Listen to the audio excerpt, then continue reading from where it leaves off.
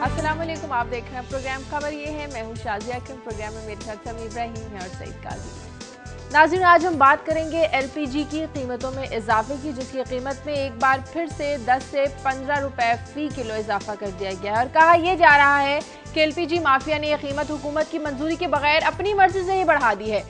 घरेलू सिलेंडर्स महंगे हो गए हैं, जहां हर कोई अपनी मनमानी कर रहा है, वहीं सीएनजी मालिकान भी किसी से पीछे नहीं है। वो भी आवाम को तकलीफ देने में अपना भरपूर किरदार अदा कर रहे हैं।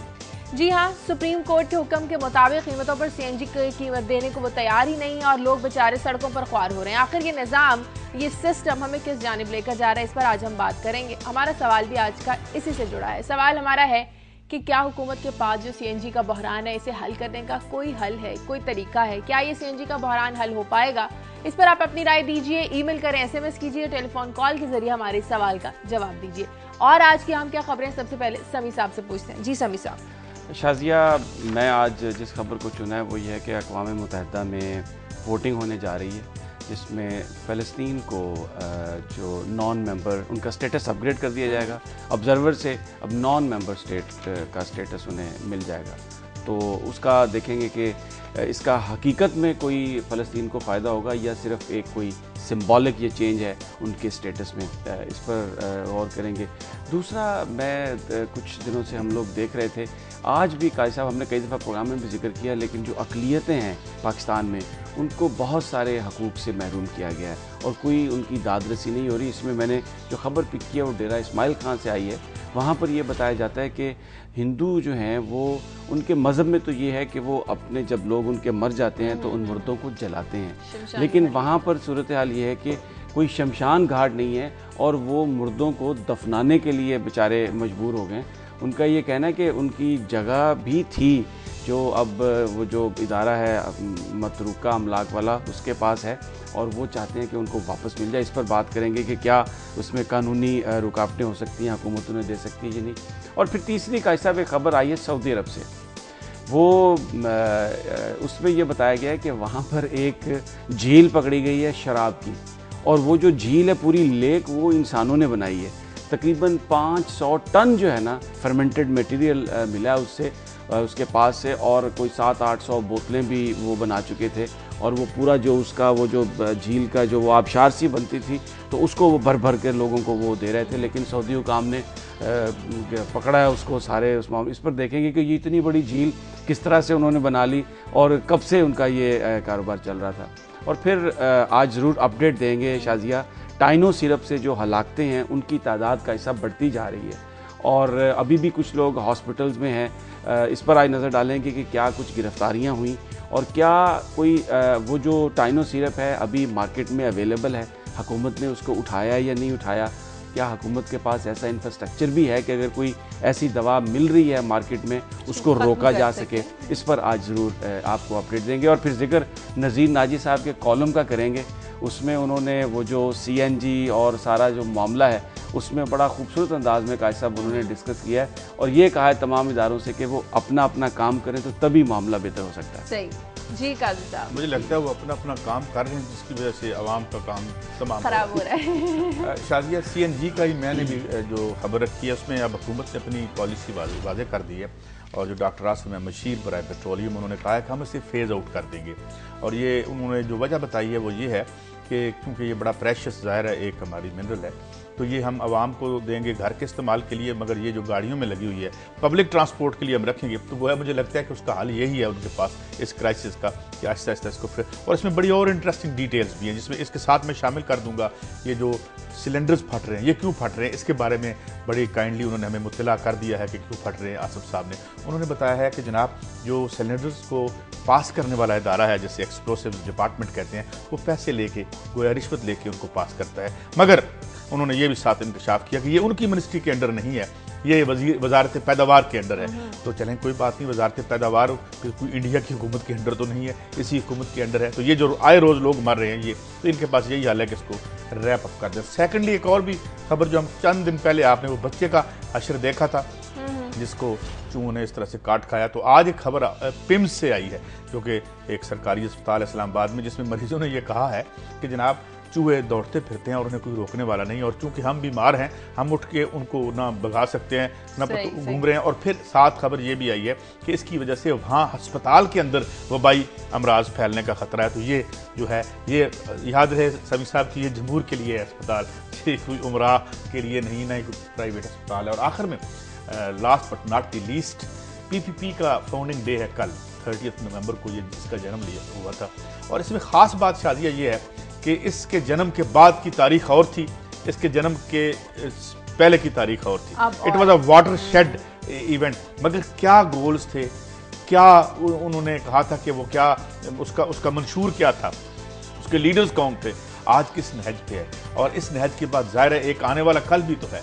तो ये इसका माजी, इसका जन्म, इसका माजी, इसका हाल और आने वाला कल, इस ये पर्सपेक्टिव हम देंगे कि ये अब किस समत में जा रही है। इसका जो हाल है वो तो मंजूर भट्टो की शक्ल में आपके सामने है और इसका मुस्तकबिल पता नहीं क्या है। लेकिन वो जो आप चूहों वाली बात कर रहे थे ना, वो मैं कैसा देख रहा था कि ये लाहौर के बहुत सारे हॉस्पिटल्स हैं, वहाँ पर भी चूहे हैं। और कराची के अंदर वो कह रहे हैं कि सिंध में भी बहुत सारे हॉस्पिटल्स ऐसे हैं जहाँ पर इस तरह की चूहे नहीं है तो खटमल हैं, इस तरह की चीज़ें हैं जिनसे वो जो बेचारा इलाज करवाने जाता है ना, वो इलाज तो करवाने जाता है किसी और बीमारी का, और बीमारियां के घर वापस आ जाता है। इंसानों के हकूक का तो ख्याल नहीं कर सकते, मगर चूहों के हकूक का और खटमल के हकूक का कोई ख्याल नहीं करना, इंसानों के हकूक में ख्याल ज़्यादा इंपॉर्टेंट है।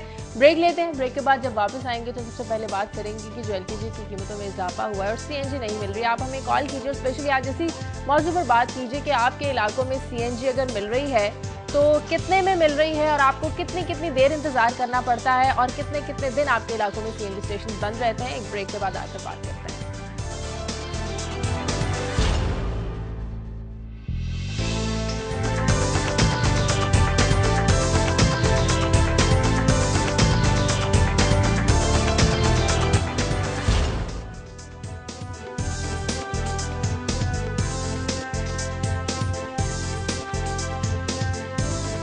ब्रेक के बाद खुशामदीद। CNG मालिकान नाज़रीन अपनी हठधर्मी पर कायम है। LPG माफिया अपनी गिरफ्त मजबूत करने में लगी हुई है। अवाम बेचारे जाए तो कहाँ जाएं? क्या आखिर हुकूमत के पास इसका कोई तरीकाकार नहीं है कि जो माफिया आती है और अपनी मर्जी से कीमतों का तयन करती है, कीमतें बढ़ाती जाती है, कैसा हुकूमत को कोई इख्तियार नहीं है कि इनकी कीमतों को वापस लिया जाए? माजी में भी देखें तो जब चीनी का क्राइसिस आया था तो सुप्रीम कोर्ट ने इंटरवीन करके रिलीफ देने की कोशिश की थी। और उस वक्त फिर हमें पता चला जी एकदम से जो हमारे एलीट इकोनॉमिस्ट हैं, जो कि हमेशा जिनका जो गुफ्तगू है वो हमेशा एडवांटेज वो जो है वो बाला तबकात को ही देते हैं कि जनाब ये तो मार्केट करती है, मार्केट का एक सिस्टम है और ऐसे जैसे कोई बड़ा मुकद्दस सिस्टम है, इंसानों से बुलंद तर कोई निज़ाम है और जो इंसान की ज़िंदगी उसकी उसकी उसकी अपनी जो कोई हैसियत है उस। तो अब ये LPG का क्राइसिस आ गया मिसाल का। ये CNG का तो हम बात करूंगा मैं अपनी स्टोरी में।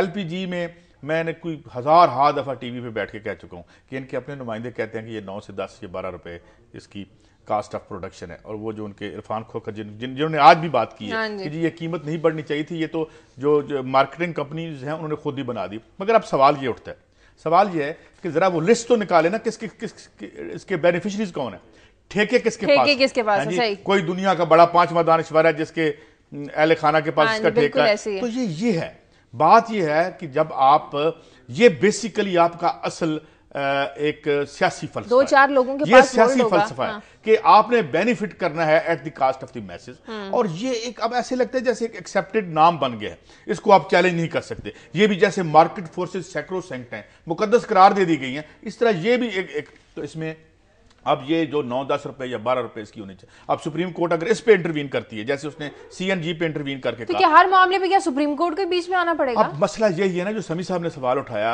आज के इससे पहले भी कि जनाब ये जो एग्जीक्यूटिव है इसका काम क्या है, इन्होंने काम क्या करना है? हम इलेक्शन कराएंगे, आ जाते हैं टीवी पे बयान देते हैं माशाल्लाह जमहूरियत के 18वीं तरमीम 20वीं तरमीम। भाई आम आदमी का एक दिन 1 घंटा 5 मिनट कैसे गुजर रहे हैं? जो एक खाना आदमी एक पका रहा है ये है जमहूर, ये है उसका इशू। तो उस पे अब ये जो है बेसिकली क्या है, ये गरीब आदमी का ईंधन है।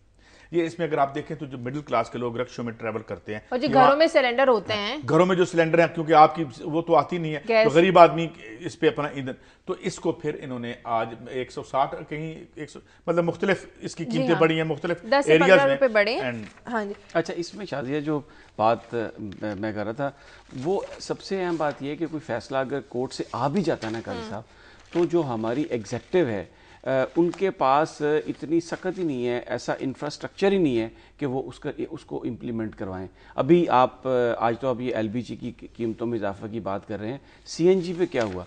जब एक फैसला कर दिया गया उसके बाद क्या हुआ, जो मालकान थे पंप के उन्होंने उसको बंद कर दिया और मुख्तलिफ बोर्ड लगा दिए। यानी पहले जब उन्होंने बंद किया तो ये कहा गया कि ये तौहीन अदालत होगी, कार्रवाई हो सकती है, छापे पड़ेंगे, बड़ा लिख दिया बोर्ड, मशीन ख़राब है, प्रेशर कम है, लोड शेडिंग है, कि ऐसे तरीके अख्तियार किए बज़ाहिर जिससे कि वो उस चीज़ से बच सके। कैंसिल कर दिए जाए। मैं या तो लाइसेंस कैंसिल, अब लाइसेंस कैंसिल कैसे किए जाएं? इसलिए कि वो सारे के सारे जो स्टेशंस हैं वो तो अमीर आदमियों के हैं, वो या किसी ब्यूरोक्रेट का रिश्तेदार है या किसी सियासतदान का रिश्तेदार है या खुद है, कहीं बीच में कोई जर्नैल होगा, कोई और, जो यानी जो सोसाइटी के जो इन्फ्लुएंशियल्स हैं वही कारोबार लगा सकते हैं ना। इतने लाखों रुपए का, करोड़ों रुपए का जो पंप लगता है, मैं और आप या कोई गरीब आदमी तो नहीं लगा सकता। मगर एक जो बात समीर साहब ने की बड़ी दिलचस्प की कि जी अगर कोई फैसला आता भी है तो ऐसा स्ट्रक्चर ही मौजूद नहीं है कि उस पर अमल किया जाए। लेकिन एक स्ट्रक्चर मौजूद है, कीमतें बढ़ाने का स्ट्रक्चर। एक सेकंड नहीं लगता, इधर से वजीर खजाना तशरीफ लाते हैं या जो भी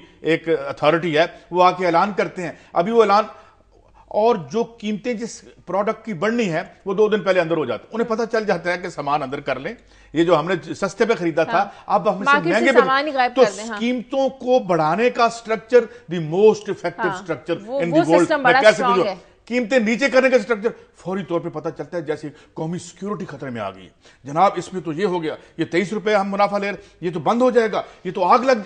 जब कोई बात होती है कि इन लोगों को रिलीफ थोड़ा बहुत दे दें तो पता चलता है कि ये ऊपर से कहीं स्काई लैब ना गिर जाए। मगर जब कीमत बढ़ती है तो हमें बड़े नाइस अच्छे ट्रिम सूट्स में आके बैठते हैं और हमें बताते हैं कि क्या इसके यानी इसकी क्या औसाफ हमीदा है, इस कीमत जो बढ़ गई है। मुख्तलिफ शहरों में भी बात करते हैं। लाहौर से उमर याकूब है और कराची से रियाज एंडी है। उमर याकूब से लाहौर में सबसे पहले बात करते हैं। उमर, क्या हालात हैं बेचारे आवाम के? सीएनजी स्टेशन खुलने के इत्तलात भी हैं, कई जगह बंद हैं, जहां खुले हैं लंबी लंबी कतारों पे लोग बेचारे ख्वार हो रहे हैं। जी बिल्कुल शाजिया, रात भर से ही हम लोग ये सूरत हाल देख रहे हैं। जितना अच्छा और जितना खूबसूरत मौसम है, हर किसी का दिल कर रहा होता है कि लॉन्ग ड्राइव पे जाए, गाड़ी ड्राइव करे, लेकिन जो सूरत हाल यहाँ पर है, लोग पेट्रोल पे गाड़ी तो चलाने के लिए तैयार नहीं है। रात को 1-2 बजे के करीब मैं ड्यूटी पर निकला कवरेज के लिए, तो गाड़ी की लाइनें लगना शुरू हो गई थी सीएनजी पंप्स और पेट्रोल पंप्स के बाहर। लेकिन चंद एक सीएनजी पंप्स और पेट्रोल पंप्स ऐसे हैं जो सीएनजी दे रहे हैं, बाकी तो बेशतर यहाँ पर बंद दिखाई दे रहे हैं। लोग बड़े गुस्से में नजर आ रहे हैं, इतना अच्छा मौसम है और लोगों का गुस्सा है वो समझ से बाहर है। और सीएनजी पंप के मालिकान है वो कह रहे हैं कि जी ओगरा के साथ हमारा मसला चल रहा है, कीमतों का तनाजा है, जब तक वो नहीं करेंगे तब तक हम सीएनजी पंप्स नहीं खोलेंगे। अजीब सी सूरत हाल लग रही है। लंबी लंबी किताबें लगी हैं। कई जगह पर लाहौर में सीएनजी स्टेशन खुले भी हैं, वहां क्या सूरत हाल है? वहां की बात ही कर रहा हूं ना, जहां पर खुले हुए वहां पर लंबी लंबी कतारें, और इतनी लंबी है कि 100 गाड़ियां, मैंने यकीन करें कि मैंने खुद गाड़ियां तो गिनने शुरू की ना तो मेरी गिनती खत्म होगी। गाड़ी में बैठ के जा रहा था, गिन रहा था, तो इतनी लंबी कतार है कि गाड़ियों की गिनती नहीं कर सका। उमर, मैं आपसे ये पूछना चाहता हूं कि ये जो पंप बंद हैं और वहां पर आपने कभी किसी को इंतजामी आदमी देखा है कोई चेक करता हुआ, या इंतजामिया से कोई बात हुई कि ये पंप बंद हैं, इनको खुलवाया जाए, ये क्यों नहीं काम कर रहे? जी बिल्कुल समीर साहब, यहाँ पर जो लोग यहाँ पर काम कर रहे हैं ये बेचारे तो डेली वेजेस पर काम करने वाले। इनका ये कहना है जब सीएनजी पंप बंद होता है तो हमारी भी घर का चूल्हा बंद हो जाता है, क्योंकि हमें तो रोजाना की बुनियाद पर उजरत मिलती है। और जो यहाँ पर सीएनजी पंप के अगर मालिक तो अव्वल होता नहीं, यहाँ पर मैनेजर है, वो यही कहता है कि हमारा ओगरा के साथ तनाजा चल रहा है, अगर वो कीमतें कम नहीं करते तो हम कैसे पंप खोल सकते हैं। यहाँ पर भी आप देख सकते हैं सुबह से यहाँ पर लाइनें लगी हुई थी, लेकिन इन्होंने सुबह सीएनजी देने से इनकार कर दिया। उसके बाद लोग हसरत बड़ी निगाह लेके वापस चले गए। और मेरे सामने एक और पंप भी है, वहाँ पे पीएसओ का पंप है, वहाँ पे इतनी लंबी कतार है। ठीक है, सही, बहुत शुक्रिया उमर। कराची चलते हैं, रियाज एंडी के पास, एंडी से बात करते हैं। एंडी, सीएनजी मालिकान के रहमो करम पर बेचारे कराची के अवाम के इस हालत में? आई थिंक शायद ये एक एंगल है, बिल्कुल वो अपनी मनमानी कर रहे हैं, लेकिन गवर्नमेंट भी इसके अंदर पूरी इन्वॉल्व है, एसएसजी कंपनी भी इसके अंदर इन्वॉल्व है। उनका कोई टेक्निकल ऑडिट नहीं हो रहा, गवर्नमेंट के पास कोई पॉलिसी नहीं है। सीएनजी मालकान का कहना यह है कि सुप्रीम कोर्ट ने जो कीमतें कम करने का फैसला किया था, गवर्नमेंट ने वो जो यकतरफा यानी एक ही उन्हीं की प्रॉफिट से सारा निकाल दिया, तो ये भी सही नहीं था। अच्छी बात यह है कि ओगरा की जो आजकल हेयरिंग हो रही है उसको आज वो फाइनलाइज करके कोई पॉलिसी, कोई डिसीजन वो ले लेंगे और अगले 1 रोज के अंदर वो पॉलिसी अनाउंस हो जाएगी, वो प्राइस अनाउंस हो जाएगी, जिसके बाद जो ये CNG स्टेशन है वो मोस्ट लाइकली खुल जाएंगे। अच्छा, लेकिन रियाज, मैं एंडी आपसे भी वही बात करूंगा जो मैं उमर याकूब से बात कर रहा था। ये इंतजामिया बिल्कुल बेबस है, इनके पास कोई सिस्टम नहीं है कि ये जाके उन पंप्स को चेक कर सके जो लोगों ने बंद कर दिए ये कहकर कि हमारी मशीनरी खराब है, प्रेशर कम है। कोई ऐसा स्ट्रक्चर नहीं है इनके पास। जी, यू आर ऑन डॉट। बिल्कुल ऐसा कोई स्ट्रक्चर नहीं बनाया गया। मैं बल्कि अल्लामा इकबाल के एक शेर की तशरीह यहाँ करना चाहूंगा कि तालीम के तेजाब में पहले इसको अच्छी तरह से घोलो और फिर जब वो नरम हो जाए तो उसको जिस तरफ मोड़ना हो आप उसको मोड़ लें। हुज्जतें, हिकमतें, जस्टिफिकेशन, यही जमहूरियत का मेरे ख्याल में खासा है कि आप उसको हुज्जतें देते हैं और उसके बाद जिस रुख में मोड़ना होता है हर कोई करता है। असल में यहाँ पे बात ही एतमाद की है। किसी को जो CNG मालकान कह रहे हैं कि प्राइस स्ट्रक्चर जो भी वो बता रहे हैं तो उसके अंदर किसी को एतमाद नहीं है, उनका ऑडिट नहीं किया गया। समी साहब, ये ज्यादती नहीं है कि 3500 स्टेशन में सिर्फ 11 का ऑडिट किया गया और उसके बाद ये फैसला कर दिया गया। अगर ये होता कि उन्हें उनके 2 साल के बिजली के बिल लिए जाते, जितनी गैस खरीदी है उसको लिया जाता, उन्होंने टैक्स कितना जमा कराया वो लिया जाता और जो वो सैलरी दे रहे हैं उसको लिया जाता और उसके बाद अगर उनकी कीमत निकाली जाती तो ये मौकफ सामने आ जाता कि वो जो कह रहे हैं वो बिल्कुल ठीक है या गलत है। इसके अलावा जो कंपनियां लो प्रेशर की वजह से वो कहती है कि हमें CNG स्टेशन बंद रखने पड़ रहे हैं या सप्लाई रोकना पड़ रही है, उनका टेक्निकल ऑडिट आज तक नहीं हुआ। हम तो उनके रहमो करम पे वो कहते हैं। आप फॉर एग्जांपल 48 घंटों के लिए SSGC ने यहाँ बंद किया था, 24 घंटों के बाद कहते हैं कि वो हम खोल रहे हैं। तो हमें कोई पूछने वाला नहीं। यही बता दें कि 24 घंटों के बाद आज खोलने के लिए बोला गया था कराची में CNG स्टेशन, कुछ खुलते हुए नजर आ रहे हैं? इस वक्त तो नहीं है क्योंकि इस वक्त तो 8:25 हो रहे हैं, 9 बजे तक सूरत हाल देखेंगे। लेकिन क्योंकि ओगरा ने अपनी डिसीजन अनाउंस करना है तो वो एक अच्छा जेस्चर लेने के लिए शायद आज खोल दें ताकि उनकी प्राइस उसकी तरफ जो टिल्ट हो। बहुत शुक्रिया रियाज एंडी आपका। पेशावर में चलते हैं नासिर दावड़ के पास। पेशावर में क्या सूरत हाल है नासिर CNG स्टेशन की? नासिर से रब्ता कर गया। अच्छा, डॉक्टर मुशीर है, वो कहते हैं, हमारे आसिम हुसैन कहते हैं मुशीर पेट्रोलियम की ओगरा की सारी जिम्मेदारी है, ओगरा पर वो सारी जिम्मेदारी डाल रहे हैं। इनफेक्टिव है, वो अपना बिल्कुल काम ठीक, मतलब उनका मुझे ये लगा जो उन्होंने आज पार्लियामान में कहा है कि भाई वो तो ठीक है, बाकी कोई ठीक काम नहीं कर रहा। तो ये भी एक अजीब है। तो वो कह रहे हैं जी कि वो बिल्कुल रेगुलेटरी अथॉरिटी के तौर पर वो फेल हो चुकी है, ठीक है। और दूसरा उन्होंने ये भी कह दिया कि CNG हम जो है बेच ही नहीं सकते, जो पब्लिक को हम नहीं देंगे। ये जो मैं उन्होंने कहा हाँ ये जो पब्लिक ट्रांसपोर्ट है उसके लिए हम मुख्तस करेंगे इसको, और जो यूजर है, डोमेस्टिक यूजर्स हैं, उनको देंगे और हम ये नहीं दे सकते। मतलब ये एक ऐसा, मैं जैसे अर्ज कर रहा था कि जब कुछ थोड़ी ये कीमत कम हुई थी तो हमने बड़े अच्छे प्रोग्राम्स किए, अवाम भी बड़े खुश हुए कि जी ये हो जाएगा, चले 2 रुपए ऊपर करके कुछ दरमियान में अगर कोई ऐसी एक्सेस कुछ समझता था हुई है तो एक हम एडजस्ट कर लेते हैं, मगर ऐसी फिर वही जो हम बात करते हैं ऐसी खाक उड़ाई जाती है, ऐसा कंफ्यूजन क्रिएट होता है कि अब तो शायद लोग भी कहना शुरू कर देंगे भाई इसे बंद ही कर दो, लाइनें लगी हुई हैं हमारी। अभी मैं घर से जब आ रहा था सुबह सवेरे तो मैं देख रहा था कि तवील लाइनें लगी हैं और लोग खड़े हैं और वो सफ़र कर रहे हैं। अच्छा, इसमें डॉक्टर आसिम की मैं स्टेटमेंट देख रहा था, उसमें उन्होंने जब वो प्राइस की बात की तो उनका ये कहना था कि 32 रुपए पर kg के हिसाब से वो प्रॉफिट नहीं 32 रुपए ले रहे हैं, और अगर वो 15-20 रुपए जो कीमत कम की गई वो निकालें फिर भी 15-16 रुपए जो आप कह रहे हैं ना वो प्रॉफिट ले रहे थे। जो मालकान है वो ये कह रहे हैं जनाब कि हम तो 23 रुपए पर kg घाटे में अब हम बेच रहे हैं। अच्छा। इसको जो हमारी वो जो हैंडलिंग और एडजस्टमेंट जो कॉस्ट है, लेकिन जो रियाज एंडी ने बात की थी ना, इसका तयन कैसे हो सकता था? इसका तयन सिर्फ ऑडिटिंग, टेक्निकल ऑडिटिंग से हो सकता था, जिसको रुकवा दिया गया। अच्छा, फिर इसमें जो फोरेंसिक ऑडिट का ऑर्डर हुआ था और वो 3-4 स्टेशन 11 वो बता रहे थे कि पंप्स का हुआ, 3500 पंप्स है, 11 का अगर ऑडिट में निकलता है किसी को नुकसान हो रहा है तो उसको तय कर लिया जाता है। ये उसमें वो जो कह रहे हैं एंडी, आपकी बात ठीक है, वो ये कह रहे हैं कि उनके, आप जिस तरह आज FBR भी कह रहा है और नई स्कीमें भी आ रही हैं कि भाई उनके जो अखराजात हैं उनको चेक कर लें, जो तनख्वाहें दे रहे हैं, जो बिजली का बिल दे रहे हैं, घाटे में जा रहे हैं तो फिर आप इसकी घाटे में नहीं जा रहे ना, ये तमाम जो अरबाब इख्तियार है वो कह चुके हैं।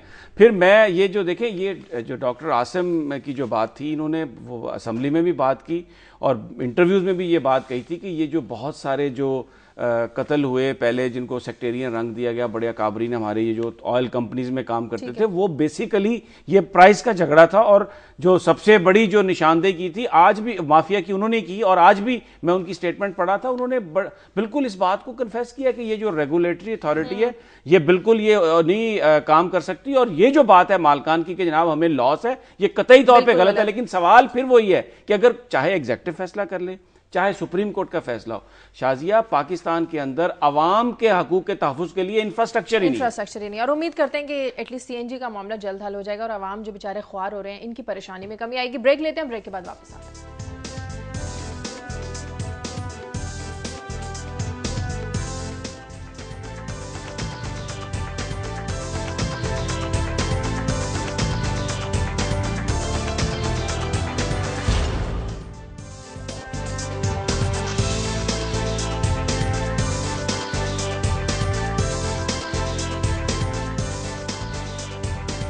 ब्रेक के बाद खुशामदीद नासिर दावड़ पेशावर से हमें उन्होंने ज्वाइन किया, उनसे बात कर लेते हैं वहां पर सीएनजी की क्या सूरत हाल है। नासिर, पेशावर में लोगों को सीएनजी मिल रही है?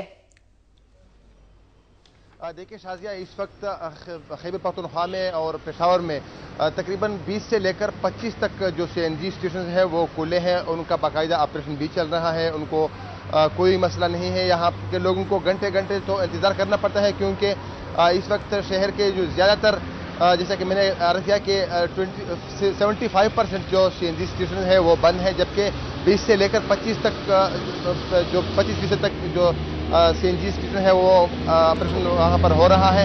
इस हवाले से मैं ये बता दूँ कि इन लोगों से जब मेरी बात हुई तो उनका कहना था कि चूँकि वो साल पैसे कमा रहे हैं, लेकिन इस वक्त थोड़ा बहुत मसला है, अभी वो नुकसान नहीं कर रहे हैं। मौजूदा जो रेट दिया गया है उसमें नुकसान नहीं है इनको, लेकिन मुनाफा भी नहीं है इसमें।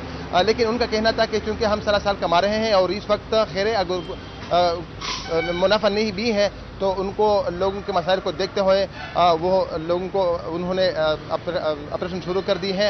इसके अलावा जो दीगर जो सीएनजी स्टेशन हैं जो बंद है, उनका कहना है कि जो मौजूदा कीमत उनको दी गई है कि इससे ज़्यादा नहीं बेचना, जो मुकर्रर कर दिया गया है, तो उस हवाले से ये कि वो कह रहे हैं कि उनको नुकसान है। लेकिन मैं बता दूं कि यहाँ पेशावर में और मलाकंड में भी हमने कल देखे थे कि बाज़ मकामात पर जो सीएनजी स्टेशन खुले थे, उनका कहना था कि वो नुकसान तो नहीं कर रहे हैं लेकिन उनको मुनाफा भी नहीं है। लेकिन इस वक्त मुल्क भर में जो सूरत हाल है और खैबर पख्तूनख्वा में भी यही हाल है कि यहाँ पर भी बहुत सारे जो ट्रांसपोर्टर है, जो शहरी है, इस हवाले से मुश्किलात का सामना कर रहे हैं। बहुत शुक्रिया नासिर दावड़ आपका, ये तो बड़ी अच्छी बात है कि कुछ मालिकान इस तरह सोच रहे हैं। एक बात तो तय हो गई कि नुकसान नहीं हो रहा, क्योंकि अगर नुकसान हो रहा होता तो ये जो चंद सीएनजी स्टेशन खुले हैं ये भी ना बिल्कुल ना खोलते। नहीं, नुकसान देखें, यहाँ पे एक और बात होती है। अगर आपने ये एक अजीब गरीब किस्म की एक कारोबारी नफ्सियात है, पिछले साल आपने 100 रुपया कमाया था यानी मुनाफे में, इस साल 80 रुपये हुए, तो इसमें आपको 20 रुपये का नुकसान हो गया। This is how it is not the profit, basically it is the rate of profit. वो अगर नहीं बढ़ता तो वो कहते हैं नुकसान। अगर आपका प्रॉफिट अगले साल कांस्टेंट रहता है तो वो आप ये फर्ज कर लेते हैं जी इस साल तो फिर इस साल कुछ हमने कमाया नहीं है। लेकिन साथ ये भी तो गौर करें, 6,000 रुपया एक आम आदमी की आपने तनख्वाह या 8,000 रुपया रखी हुई है जो उसको नहीं मिलती, उस बेचारे ने क्या कमाया है? आपको ये जो टाइनी रूलिंग एलीट है इसको नुकसान हो रहा है, अवाम बड़े फायदे में पिछले 60 साल में जिनको आपने कुचल के रख दिया है। कैसे खबरों की तरफ मैं सीएनजी से ही शुरू करता हूँ। टैक्स ये एक और एंगल है जो सुप्रीम कोर्ट जो पार्लियामान में बात की है आसिम साहब ने कि जी हम इसे अब नहीं बेचेंगे इस तरह से। और एक तो उन्होंने बरमला इदारों की नाकामी का जो है इतराफ़ किया वहाँ पे, चाहे वो सीएनजी किट्स को अप्रूव करने वाला इदारा हो या रेगुलेट करने के लिए ओगरा हो, तो उन्होंने कहा ये बिल्कुल फारग है। खुद वो हुकूमत कैसा है, उस हुकूमत के साए तले ये सारे इदारे फारग हैं, तो मुझे समझ नहीं आती खुद डॉक्टर साहब वहाँ क्या काम कर रहे हैं। तो एक तो ये, और ये कह रहे, अब इसका एक और एंगल भी है। इशू ये है शाजिया कि यहाँ पर गैस की कमी नहीं है। जिस तरह रेकोटेक की हमने एक बात की थी, आज भी जो न्यूज़ वीक या गालबन टाइम था उसमें जी अगर फिगर सही याद रह जाए तो 7 बिलियन क्यूबिक फीट तक उन्होंने कहा है कि हमारे पास गैस मौजूद है। और एक एतबार से उस फीचर में ये लिखा था कि जो हमारा बलूचिस्तान है वो गैस पे तैर रहा है, हम सीएनजी पे लड़ रहे हैं। हम देखें जब आपकी रूलिंग क्लास की विजन छोटा हो जाता है तो समाज में कितनी ज़बूहाली आ जाती है। हम इतनी बड़ी दौलत के ऊपर बैठे हैं, चंद गज नीचे खोदना है हमने जाके, टेक्नोलॉजी है नहीं है। मैंने इस बात ये भी की, मैंने एक सेक्रेटरी मादनियात को एक दिन टीवी पे लाइन पे लिया, उन्होंने कहा जनाब हमारे पास टेक्नोलॉजी है, वी कैन डू इट। अच्छा नहीं है तो टेक्नोलॉजी इंपोर्ट कर लें भाई, ठीक है, और सौदा ही ठीक कर लें। अगर बाहर वाले के पास टेक्नोलॉजी है तो 80% उसको देना है, और भाई 50-50 कर लो, कोई 60-40 कर लो, कुछ तो कर लो। तो बात क्या है, बेसिकली आपको हर जगह ये नजर आएगा कि जिन लोगों ने मैनेज करना है वो असेंबली में देखते हैं वो लाचार बैठे, हम कुछ रेगुलेटरी कुछ नहीं कर सकते। एक ही मैकेनिज्म है इनके पास, जिस तरह समी साहब ने कहा कि बेनिफिट देना है जो चंद लोगों को, वो बड़े एफिशिएंट हैं इनके सारे स्ट्रक्चर्स और अवाम। और अब ये कह रहे हैं कि हम ये जो तजर्बा किया था, करोड़ अरब हार रुपया लोगों ने खर्च कर दिया, अपनी गाड़ियों में किटें लगवाई प्राइवेट लोगों ने, तो अब ये उसे बंद कर देंगे तो वो जाहिर है अब वो स्क्रैप के बिकेगा। तो ये एक कॉलर है चकवाल से, अब्दुल कादिर। हेलो, अस्सलाम वालेकुम जी। वालेकुम सलाम। काई साहब से और समी इब्राहिम साहब से बात करना चाहता हूँ। तलागंग में CNG स्टेशन इंतहाई बास से लोगों ने पहले भी लगवाए और अब इन्होंने सब ने बंद कर दिए। सिर्फ एक अटक पेट्रोलियम का यहाँ एक यूनिट लगा हुआ है, वो काम कर रहा है, जहाँ पे आदमी को 6 से 7 घंटे तक इंतजार करने के बाद बारी आती है। तो जब इनके साथ रब्ता किया गया, इंतजामिया के साथ रब्ता किया गया कि इनको खुलाया जाए, पुलिस कहती है कि हमारे तो दायरा अख्तियार से ये बार है। और जब इंतजामिया से असिस्टेंट कमिश्नर से रब्ता किया गया तो उसने कहा कि हमें तो अभी तक ऐसे कोई अख्तियारात ही नहीं मिले। आखिर कौन है जो इनको कंट्रोल करेगा, या आम लोग जो ये हम सेंट्रल जगह पे बैठे हैं जहाँ कराची से पेशावर तक दरमियानी जगह है तलागंग में, तो इस लाइन पे दूर दराज से लोग सफर करके आते हैं और बच्चे होते हैं, उनके साथ खवातीन होती हैं, और ये लोग कितने ख्वार होते हैं। तो इसके लिए अगर कोई ठोस इंतजाम गवर्नमेंट नहीं करती तो और उसका अब कौन सा ऐसा अदारा है जो उसको कंट्रोल करेगा। ठीक है, बहुत शुक्रिया आपका। फैसलाबाद से एक और कॉलर है, नासिर। हेलो, अस्सलाम वालेकुम। जी वालेकुम सलाम। बहुत बहुत शुक्रिया, आपने कॉल अटेंड की। तो काइंडली मैं समी साहब से और काजी साहब से ये कहना चाहता हूँ कि ये आपस में ना लड़ा करें, ये आपस में ना लड़ना शुरू कर देते हैं। काजी साहब अपनी बात पे 101% ठीक होते हैं। काजी साहब वफाक ना पंजाब किसी की फेवर नहीं करते, लेकिन समी साहब जो हैं वो वफाक की फेवर करना शुरू कर देते हैं। नहीं जी, ये लाहौर में ऐसे हो रहा है, कराची में ऐसे हो रहा है। हम अवाम को सारा पता है कि फैसलाबाद में क्या हो रहा है, लाहौर में क्या हो रहा है, कराची में क्या हो रहा है। समी साहब फौरन पहुंच जाते हैं जी लाहौर। अभी रिसेंटली ये जो वाकया हुआ है टाइनो सिरप का, ये फौरन उधर पहुंचे लाहौर की तरफ, इन्होंने कराची को फेवर देना शुरू कर दी। काजी साहब जो है वो अपनी बात पे सही पिक करते हैं। ये जो समी इब्राहिम साहब ये इंटरनेशनल न्यूज, इस तरह की न्यूज, लेकिन काजी साहब जो है जो अपने अवाम की बातें जो होती हैं ना उन्हें पिक करते हैं। ठीक है, काइंडली काजी साहब से ये रिक्वेस्ट है, एजुकेशन और हेल्थ ये अपना लाजमी बनाएं। बेशक 3 मिनट दें या 2 मिनट दें, रोजाना इस पे बहस किया करें, ताकि हमारे एलीट क्लास को पता चले कि ये हमारे कर क्या रहे हैं, ये हमारे साथ हमारे बच्चों के साथ कर क्या रहे हैं। ये एजुकेशन इतनी पुअर, हेल्थ इतनी पुअर, इतना दुख होता है नहीं मन। Thank you very much. बहुत शुक्रिया नासिर आपका। पहले इस पे कमेंट करें, मैं एक और कॉल ले लूं। नहीं, आप कॉल ले लें, उनकी अपनी कॉल ले लें, फिर उसके बाद कर लें। एक दफा और कराची से असलम है। हेलो जी, अस्सलाम वालेकुम। जी वालेकुम सलाम। सदर, ये CNG के मुतालिक बात था। एक तो वो नासिर दावड़ की बात है अभी कि देखो इस साल ये लोग कमाए तो 1-2-4 दिन के लिए या महीने के लिए न कमाए तो क्या फर्क पड़ता है। दूसरा ये कि ये इनको नुकसान नहीं हो रहा है, 31 रुपए गवर्नमेंट दे रहा है, ये फी किलो के ऊपर वो लेबर भी लगाता है, दूसरा वो भी लगाता है। और ये क्या हम ज्यादा बात नहीं कर सकते है बीमार की वजह से। ठीक है, बहुत शुक्रिया नासिर आपका। ये बात हमें समझ आ गई कि जनाब वो प्रॉफिट ले रहे हैं और वो उसके ऊपर तमाम लेबर वो उस पे लगाते हैं, और वो जो है आम आदमी जो है उसको बहरहाल ये लोग जिस तरह से कॉल आज कर रहे हैं समी साहब, तो उसमें लोगों की तकलीफ हमें नहीं, तकलीफ तो बहुत ज्यादा है। जैसे आपने कहा, मैं भी जब आ रहा था तो मैंने देखा इतनी लंबी लाइन मैंने अपनी जिंदगी में वो नहीं देखी। लेकिन मैं वो जो गालबन फैसलाबाद से जो कॉलर थे मुझे कह रहे थे कि कोई बात होती है तो मैं लाहौर पहुंच जाता हूँ। भाई लाहौर तो हम बैठे हुए हैं, पहुंचते नहीं हैं, प्रोग्राम ही लाहौर में कर रहे हैं। लेकिन इश्यूज पर बात करते हैं। अब टाइनो सिरप के जो लोग ज्यादा मरे वो लाहौर में मरे, और भी कई जगहों पे मरे होंगे, लेकिन वो गालबन इस तरह से डॉक्यूमेंट नहीं हुए। लेकिन हमारा मकसद सिर्फ ये होता है किसी चीज़ को बात करके कि हम एक इशू को हाईलाइट करें ताकि जो अरबाब इख्तियार हैं उनकी तवज्जो इसकी जानिब दिलाई जा सके और मामले को बेहतर हो।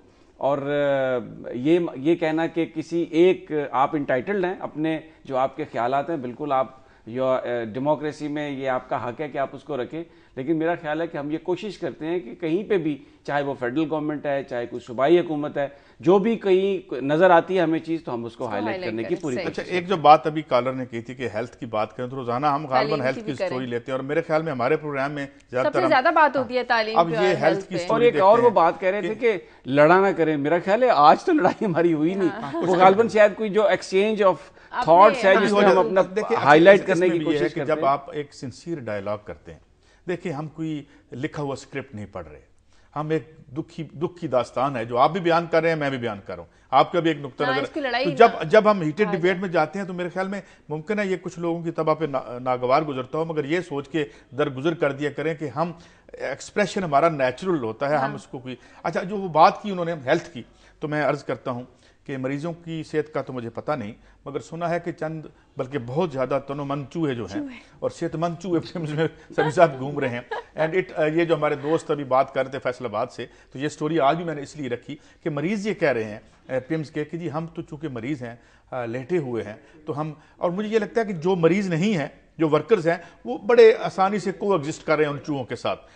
जब ये इंसान में एक है ना, जिसे आप कहते हैं अडॉप्टेबिलिटी, ये इंसान की, लोग कहते हैं कि इस ग्लोब पे उसने, इंसान ने जो एग्जिस्ट किया वो भी अडॉप्टेबिलिटी की वजह से किया, और उसकी बर्बादी की वजह भी ये है कि अगर आपकी चौखट और दहलीज पे गंद पड़ा है तो पड़ा रहेगा, आप उसे अडॉप्ट कर जाए। इसी तरह मुझे लगता है कि जो स्टाफ है उसने भी चूहों को अडॉप्ट कर लिया है और वो माइंड नहीं करते, और जो अरबाब इख्तियार है। और इसमें जो बुरी बात यानी तकलीफ दे बात मजीद ये है, कतई नजर इस तफन्नुन के कि वो स्टोरी ये कह रही है कि जनाब अब उस चूहों के साथ रिलेटेड बहुत सी बीमारियां होती हैं, तो वहां पे कोई वबा हॉस्पिटल के अंदर फूट सकती है। तो इट शोज, मैंने जैसे बार बार कहता हूं कि ये जो हमारे पब्लिक के इदारे जो आवाम की सेहत के जिन पे जिम्मेदारी है, उससे हमें अंदाजा होता है कि ये जो हमारे कंसर्न नहीं है। और ये मैं फिर जो आखिर में बात समी साहब कंक्लूड करता हूं कि आप किसी सिस्टम के जमहूरी या आमराना होने को गेज करते हैं, उसको मेजर करते हैं, उसको देखते हैं जब अवाम वो क्या फरीजे पूरे हो रहे हैं या नहीं हो रहे। अगर वो पूरे नहीं हो रहे तो फिर वो कोई और तकलीफ दे जबर है, चाहे वो माशी हो चाहे वो सियासी हो, तो जो एक आम इंसान पे जारी है, इस पे गौर करना चाहिए। इलेक्शन आ रहा है तो इलेक्शन में हम ये भी देखेंगे खैर से कि क्या मंशूर है, इस पे भी हम बात करेंगे। अच्छा, मैंने जो वो भी हेल्थ केयर से रिलेटेड ये टाइनोसिरप जो फैसलाबाद वाले कह रहे थे कि वो आप लाहौर पहुंच जाते हैं, वो उसमें मैं देख रहा था शाजिया कि जो अमवात की तादाद बढ़ती जा रही और लोग पिछले कई दिनों से हॉस्पिटल में दाखिल हैं, लेकिन वो जहर इतना है उस मेडिसिन का कि वो उससे निकल नहीं पा रहे। सलीम शेख साहब अगर हमारे नुमाइंदे साथ हैं, उनसे जरा अपडेट ले लेते हैं कि क्या कुछ लोग। जी सलीम, हलाकतों की तादाद कितनी बढ़ चुकी है और वजह क्या सामने आ रही है? इन लोगों ने ज्यादा पी ली या दवाई में ही कुछ था, कुछ जहर था, कुछ ऐसी चीज थी जिससे हलाकतें होती जा रही हैं? अभी अभी तक जो है ना, जो मेडिकल रिपोर्ट आई है जो मेडिसिन की ड्रग टेस्टिंग लेबॉर्टरी से, उन्होंने जो इसमें टाइनोसिरप में एक्टिव इंग्रेडिएंट है उसके जो टेस्ट किए हैं वो तो पूरे हैं, ताहम जो इनएक्टिव इंग्रेडिएंट है उनको अभी तक टेस्ट नहीं किया जा सका, उनमें कुछ टाइम लगेगा और वो भी उस वक्त ही चेक हो सकेंगे जब उनको ये मालूम हो सकेगा कि इनमें जो इनएक्टिव मटेरियल है कोई ऐसा तो नहीं शामिल कर दिया गया जिस तरह आइसोटैब वाले वाक्य में हुआ था कि उसमें पैरामेथिलीन जो है वो गलती से शामिल हो गई थी। अब यहाँ पर भी जो है इसी बुनियादों पर जो है तहकीक की जा रही है, लेकिन जो हमारे जराए हैं DTL के या महकमा सेहत के दिगर, उनका ये कहना है कि अभी तक जो तहकीक की गई है उसमें बज़ाहिर ये लगता है कि सीरत में किसी किस्म की कोई प्रॉब्लम नहीं थी। ये जो लोग थे सारे ही तकरीबन नशे थे और ये जो है इस शरबत को रोजाना जो है एक बोतल दो बोतल पीते थे। और लेकिन सलीम शेख साहब, बात यह है कि ये तो फिर कितने अरसे से ये काम कर रहे होंगे, अचानक इसमें कोई ना कोई तो इंग्रेडिएंट ऐसा है ना। जी बिल्कुल, यही इसी बात पर तो वो तहकीक कर रहे हैं। और कल वजीर आला पंजाब ने भी जो है ना DIG जो लाहौर है शरीक चौधरी, उनकी सरबराही में एक क्रिमिनल कमेटी कायम की है ताकि वो ये देख रहे हैं कि अब जिन लोगों ने ये शरबत पिया और वो बच गए हैं उनसे वो तफ्तीश करेंगे और वो पूछेंगे कि वो सिर्फ उन्होंने शरबत ही पिया था या इसके साथ। अच्छा सलीम, एक मैंने खबर कल देखी थी, शायद इससे मदद मिल सके कि ये क्या हुआ है। एक खबर आई थी कि मैं अब सही फिगर मुझे याद नहीं है कि लाखों की तादाद में डेली ये बिक रहा है। तो इसकी डिमांड इतनी ज्यादा है, जब डिमांड ज्यादा हो तो फिर सब स्टैंडर्ड भी पैक करके तो डाल दिया जाता है। तो ये एहतमाल मौजूद है कि जहां जहां लोगों की हलाकतें हुई हैं वहां ये स्पूरियस जो है या जाली जो है सिरप पहुंच गया हो और वहां पे हलाकतें हुई हैं। इसका इम्कान है या इस पहलू को कोई देख रहा है? इस पहलू को तो वो ज्यादा देख रहे हैं, क्योंकि जिस इलाके में, शादरा के इलाके में ये सारे सिरप फरोख्त होते थे, वहां पर एक मेडिकल स्टोर है जो एक दिन में सिर्फ 15 से 16 जो है बोटल्स बेचता है, और एक ही मेडिकल स्टोर है वो 400 से 500 बोतल जो है वो रोजाना की बेचता है। अब वो इस चीज को देख रहे हैं कि आया कि टाइनो सिरप के नाम पर कोई वहां पर जाली उसमें शामिल तो नहीं की गई है, और इसी चीजों को अब सिर्फ जो है देखा जाएगा, क्योंकि जो मेडिकली रिपोर्ट्स हैं उसके मुताबिक या तो जो डॉक्टर्स हैं उनका ये कहना है कि ये सिरप ऐसा है कि अगर ज्यादा पी ले तो इससे सांस का मसला होता है और सांस की वजह से वो चलिए अभी हद में। अच्छा, एक और सलीम मुझे ये बताइए कि सूबाई हुकूमत ने ये फैसला किया, कल भी आप बता रहे थे, फिर खबरों में भी आया कि इस पर पाबंदी लगा दी जब तक पूरी नहीं होती तहकीकात, इसकी सेल ना हो। तो ये बताइए कि प्रैक्टिकली क्या ये तमाम स्टोर से हटा लिया गया है या अब भी इसकी सेल हो रही है, और क्या हुकूमत अगर चाहे तो इनको तमाम स्टोरों से हटा भी सकती है? देखिए, हुकूमत अगर चाहे तो सारे स्टोरों से उसके लिए मुमकिन नहीं है, क्योंकि लाहौर जो तकरीबन इतना बड़ा शहर है, यहाँ पर सिर्फ 10 के करीब जो है ड्रग सेक्टर है, और हुकूमत ने हदायत जारी की थी कि पूरे पंजाब से जो है वो ये टाइनो सिरप जो है उठा लिया गया और इसकी फरोख्त पर पाबंदी ऐड कर दी थी। लेकिन फिजिकली ये हुआ है कि वो तमाम के तमाम जो लाहौर के ड्रग सेक्टर थे उनको पूरे लाहौर में भेजने की बजाय सिर्फ शादरा में भेज दिया गया, और शादरा के इलाके में जो है वो इस किस्म का एक बड़ा ऑपरेशन किया गया है, और वहाँ के तमाम मेडिकल स्टोरों से ये टाइनो सिरप को उठा लिया गया। लेकिन पूरा लाहौर जो है वो इसी तरह है। अब कुछ मेडिकल स्टोरों ने अपनी तरफ से जो है वो बेचने पर पाबंदी इसलिए ऐड कर दी है कि हुकूमत ने पाबंदी लगाई है, और उनका ये सोचना है कि अगर एक सिरप फरोख्त करके अगर उनका जो मेडिकल स्टोर है वो अगर सील हो जाए तो वो इसको बेच नहीं दे, और उनकी तादाद वो बहुत कम है, और वो मेडिकल स्टोर है जो अच्छे अपने जो है नामवर करार दिए जाते हैं, उनका ये ख्याल है। और जो छोटे छोटे मेडिकल स्टोर है, ये नशा जो है सिर्फ शादरे में नहीं हो रहा, अंदरून शहर जो है वो भी इसकी बहुत बड़ी तादाद है लोगों की, वो भी इस किस्म का ठीक है। बहुत शुक्रिया सलीम शेख। मेरे ख्याल में सिर्फ शादरा में इसको खत्म नहीं करना चाहिए, और नहीं, मैं इसमें देख रहा था कि जो अभी सिर्फ लाहौर के जो फिगर्स है ना कायद साहब, एक साल यानी ये नशा इस कदर बढ़ गया है, लोग इस तरह मर रहे हैं, क्योंकि हमारे यहाँ तो कोई डॉक्यूमेंट ही नहीं की जाती कोई चीज़, कि सैकड़ों के हिसाब से जो लाशें लोगों को यहाँ पर सरकार उठाती है जो जिनके कोई वर्सा नहीं होते, और अभी भी कई लाशें जो है ना वो मुर्दा खानों में कई अरसे से पड़ी हैं, कुछ को दफना दिया गया कि वो उनकी कोई शिनाख्त करने वाला नहीं आता, और यही इस किस्म की अद्वियात जो है वो मेडिकल स्टोरों से मिलती हैं। साहब, आपने एक और सिरप की बात की थी जो सऊदी अरेबिया वाला, वो तो बताएं स्टोरी क्या है? ये वो तो एक ऐसा वाकया है कि मैं हैरान हो गया हूँ। वो शाजिया, वो ये सदरन सऊदी अरेबिया में ये बेसिकली जो सऊदी अथॉरिटीज़ हैं उन्होंने ही इसको पकड़ा है, और वहाँ पर उन्होंने जो तकरीबन 500 टन फर्मेंटेड मटेरियल जो था वो उस बड़ा जो लेक है उसकी वो वहाँ पर था, जो जिससे वो सारी वो चीज़ें आ रही थी, पूरी की पूरी झील थी एक, और उसमें तो क्या रिमोट इलाके में कहीं बनाई गई? हाँ, वो एक पहाड़ी इलाका था, तामरा इलाका है पहाड़ी, अगर वो आप देख सकें, ये उसकी तस्वीर है, ये वो सारा फर्मेंटेड मटेरियल है, ये है वो जो वाइन और शराब जो भर के तो फिर बोतलों में जाती थी, कुछ जगहों के जग लोग यहाँ से ले जाते थे, तो पूरा इसमें ये मैन मेड है सारी ये और पहाड़ों के दरमियान ये एक जगह थी जिसमें उन्होंने इसको वो लोग वैसे फ्री में लेके आके वहां पर लोग ये कर रहे थे काम, और ये कहा जाता था कि लोग भर रहे हैं जी, झील से भर रहे हैं, लेकिन सऊदी अथॉरिटीज ने इसको अनर्थ किया, इसको पकड़ा जाके, वहां पर जो लोग थे उनको भी गिरफ्तार किया, और अब उनके खिलाफ वो कार्रवाई हो रही है। लेकिन आप ये देखें कि ये किस कदर, यानी अगर इंसान का जहन,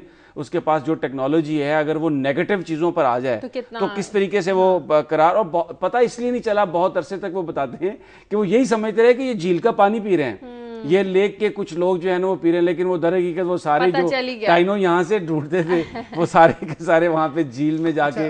ये मुझे अभी सऊदी अरब का तो मुझे इतना ज्यादा अंदाजा नहीं है, वैसे वहां भी खासी इकोनॉमिक डिक्लाइन आया है और लिविंग स्टैंडर्ड्स बहुत तेज़ी से हर जगह दुनिया में गिरे, मगर हमारे यहाँ ये जो नशे का ज़्यादा एलिमेंट है वो इस वजह से है कि जब आपकी मारूजी ज़िंदगी में कोई फ्यूचर कोई आपको नज़र नहीं आता तो आपकी यूथ, आम लोग, जिस तरह समी साहब कह रहे थे कि जी ज़मीन आम नशे की तरफ इसलिए चले जाते हैं कि जब आपके सामने की दुनिया जिसे जो होश में आपको नजर आती है, जब होश में नजर आने वाली दुनिया जो है उससे आप आंख ना मिला सके।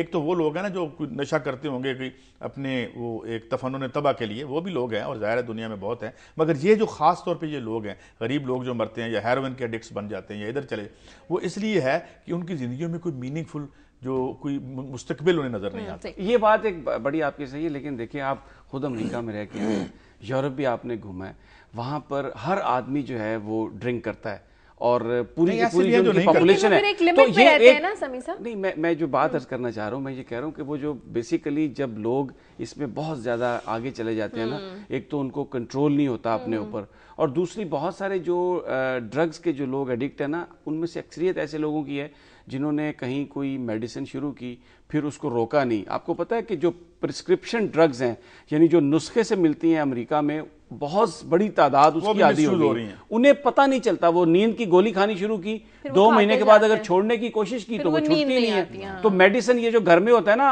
हमारे घर में सारे डॉक्टर हैं, सर में दर्द होता है ना तो वो कहते हैं ओ यार ये ले लो, मैं कभी अब जाता हूँ, फिर आप अगर इजाजत दें, अगर ये बात अगर इजाजत दें करने की, अब कभी जाता हूँ ना मैं शोरकोट अपने घर, तो वहां पर दर्द हो को सर में या किसी को, तो वो कहते हैं आप ये मेडिसिन ले लें।